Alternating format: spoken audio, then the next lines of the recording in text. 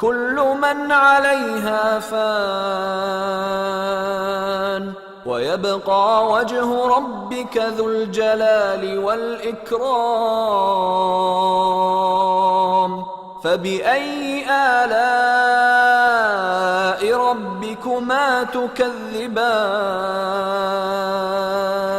يسأله من في السماوات والأرض كل يوم هو في شأن فبأي آلاء ربكما تكذبان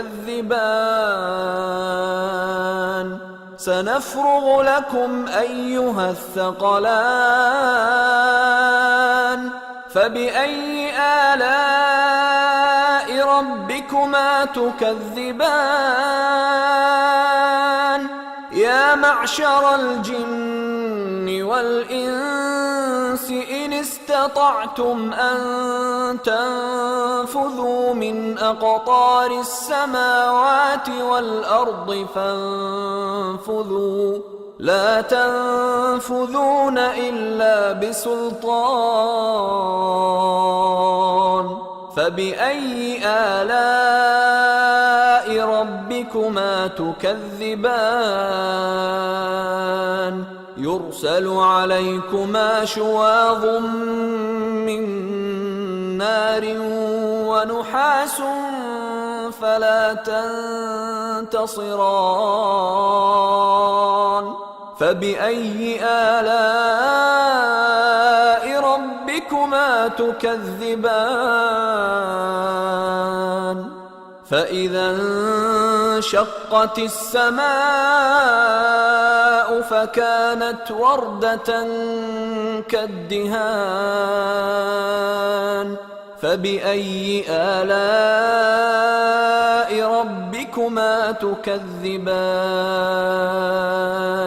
فيومئذ لا يسأل عن ذنبه إنس ولا جان فبأي آلاء ربكما تكذبان يعرف المجرمون بسيماهم فيؤخذ بالنواصي والأقدام فبأي آلاء ربكما تكذبان هذه جهنم التي يكذب بها المجرمون يطوفون بينها وبين حميم آن فبأي آلاء ربكما تكذبان जो मखलूक जमीन पर है सबको फना होना है और तुम्हारे परवरदिगार ही की जात जो साहिब जलालो करम है बाकी रहेगी। तो तुम अपने परवरदिगार की कौन कौन सी नेमत को झुटलाओगे? आसमान और जमीन में जितने लोग हैं सब उसी से मांगते हैं, वो हर रोज किसी न किसी काम में होता है। तो तुम अपने परवरदिगार की कौन कौन सी नेमत को झुटलाओगे? ए दोनों जमातों, हम करीब तुम्हारी तरफ मुतवज्जे होते हैं, तो तुम अपने परवरदिगार की कौन कौन सी नेमत को झुटलाओगे? ए गिरोहे जिन्नो इंस, अगर तुम्हें कुदरत हो कि आसमान और जमीन के किनारों से निकल जाओ तो निकल जाओ, और जोर के सिवा तो तुम निकल सकने ही के नहीं। तो तुम अपने परवरदिगार की कौन कौन सी नेमत को झुटलाओगे?